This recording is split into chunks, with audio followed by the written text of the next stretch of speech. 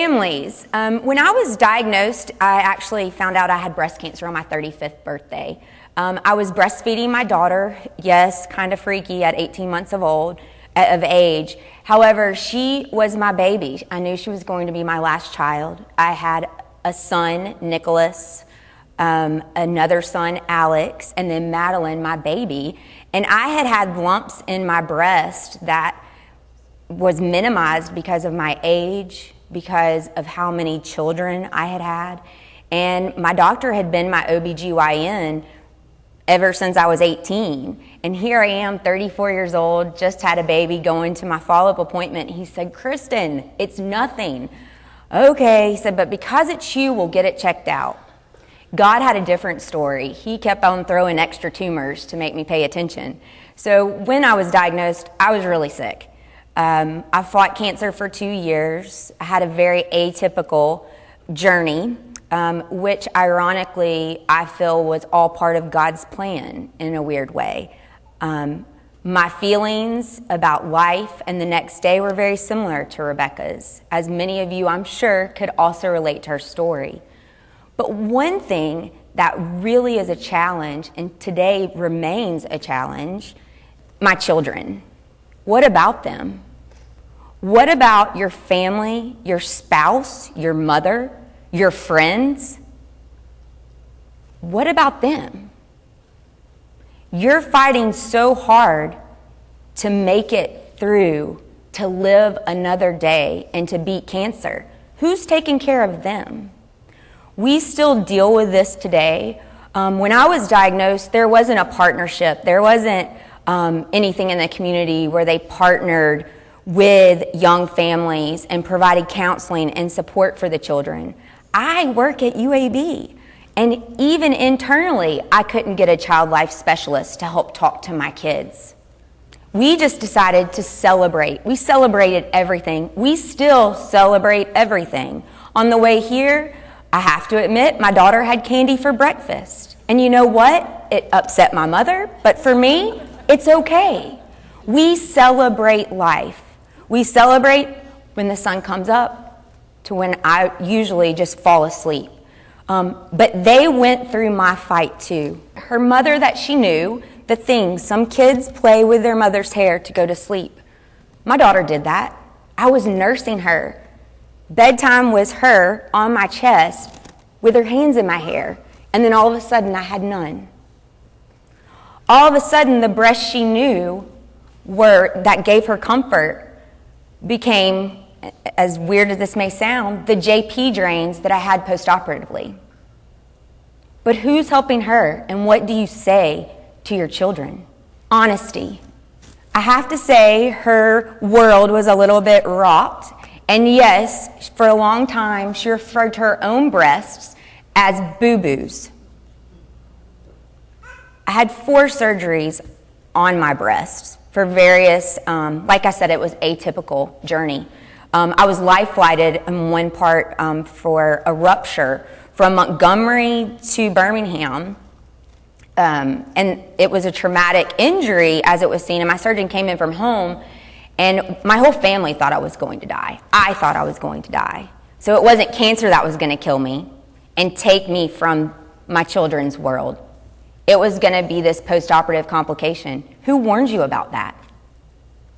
Who warns your spouse that they might get a call when they're at a race with the boys, with your father and your brother? You've got to get to Birmingham. Your mother is bleeding out. And you put that person into a helicopter as a mother, my mom, difficulty breathing, we're going to get her to UAB, we're going to get her there, but I'm sorry, no one can be with her. What does it feel like for her for that hour and a half drive alone? What about the families? We make memories, just like we have the memories of cancer and chemo and radiation and surgery and life flights and helicopters. We have fun. Life is too short. And when you face cancer as a family, as an individual, as a friend, you embrace each day as a gift from God, passion, with how you're going to make a difference. I do struggle with that sense of making a difference every day, to be remembered, to help someone else in some way, whatever that looks like. But for me, much like Beverly inspired me, and it was about her children and her grandchildren, it's about my kids.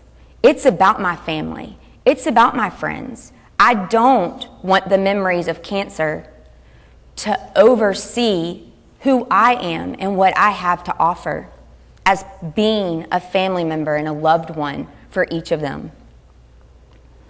We love, and I love big.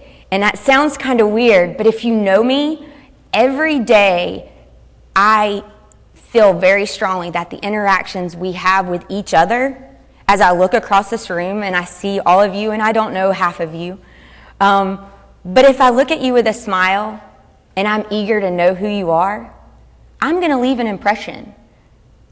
So even if I die tomorrow from something crazy event that I'm not prepared for, you will remember me.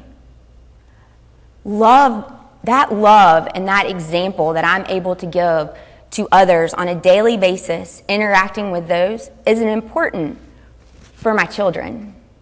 I see lots of caregivers in this room, and each person that I interacted with and saw me fight cancer were a part of also getting my family through it. My oldest, Nicholas, is now 5'7", 150 pounds, and plays basketball at 13 years of age. But the reality for them, I was telling someone earlier, he said to me just the other day, because we were trying to figure out, he's had some behavioral problems and some issues and struggles in school, and we've paid tons of money for specialists and different people trying to figure out what's going on, because I want my Nicholas BC, not AC, what's happened. And come to find out, I broke down one night. He broke down and he said, "Mom, I had to let you die to get through it." And still, when I say that, it brings back a lot, because that's how he coped with it.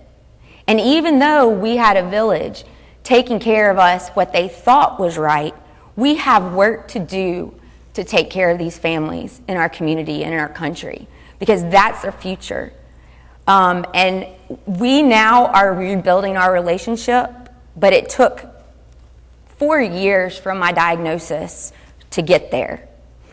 And to begin that rebuild, because he had to realize that his mom wasn't going away. And if she did, it wasn't going to be because of cancer. My Alex, he is scared of death. His comments now are much out of fear. I have to admit, I have this, from childbirth, I have a nice vein that's right here, a little one, beauty, let me tell you. But I don't want to have surgery or anything yet. But he saw that the other day when I put on some shorts, because my legs were a little white. And he said, "Oh my gosh, what is wrong with your leg?" And I'm like, "I don't know." He said, Are you bleeding? He's got this fear and anxiety about me and my well-being that I can't control. I'm sure many of you who have children have seen that. My family, my parents want me back in their house to raise me and feed me and take care of all of us, because I fought cancer. I shouldn't have to go through any more hardships or make any hard decisions. Cancer is what I faced, but that's their reality. Who's helping them? My Madeline, who likes to be shirtless sometimes around the house, I will admit, said, "Mom, when I grow up, are my boobs going to look like yours?" And I have to say no as a mother. They're not. I have scars. I don't look normal. So who is going to be that volunteer? Please don't all run at once down to the children's area. But who do I select to show her what she's supposed to look like when she starts developing as a young preteen? Those are things I have to think about. Things that some of you might have thought about or are starting to realize, oh, wow, it'll be here before you know it, when those innocent children of yours in your life ask you a question. Who tells us what to say? We have work to do in the community.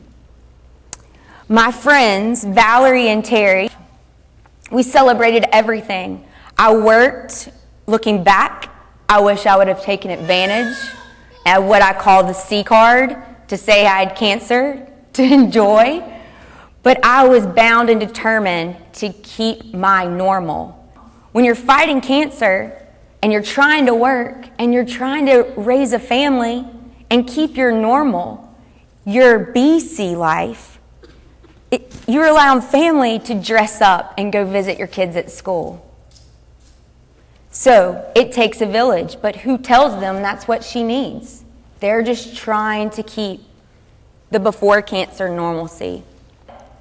My normal BC with my spouse is totally different now. And who was there to tell him and help him deal with what he was facing and dealing with along the battle of cancer? Because everyone was carrying me through it. What about the loved ones, the people that love you? We have work to do as young survivors to make it known that it's not just about the disease. It's about everyone that's touched by the disease. It's our future. It's our children. It's our spouses. It's our boyfriends, our friends.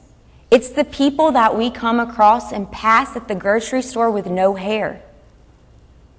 Every little bit of that is impacted by a young breast cancer survivor when they're diagnosed. But who takes care of the family? And what do they need? I'm still trying to figure it out. I try every day. I'm sure many of you are as well. But if you know the answers, you should be up here speaking rather than me. I believe in prayer. Prayer gets us through a lot. But my church became a huge support for my family and for my kids. But all they knew to do as well was just to keep our normal before cancer. And so now, even more than ever, I'm faced with trying to figure it out without enough resources, how to communicate and how to support the fears, the anxieties, the over-control that each person that I love is dealing with as they look at me after cancer. As breast cancer survivors, you look at the scars on your body, or you look at how you look a little different when you wake up in the morning or when you go to bed or when you change clothes. But on the outside, you would never know I had cancer. Remember the people that were with you along your journey, because they also see those scars every day. Their scars are just different. Their memories, their fears. They're the reflective moments they had when they were trying to pull it together to be strong for you so that you could fight the disease. And all I ask is that you hug a kid, you tell your friends and family thank you, and maybe one day we'll figure out how to support the masses who are dealt with young women being faced with cancer. And we'll be able together to come up with resources for children, for parents, for mothers who are diagnosed and fighting the disease with something so that they can help their children. I thank you for your time, and just know, embrace each day. It really is a gift for each one in this room and all that we touch.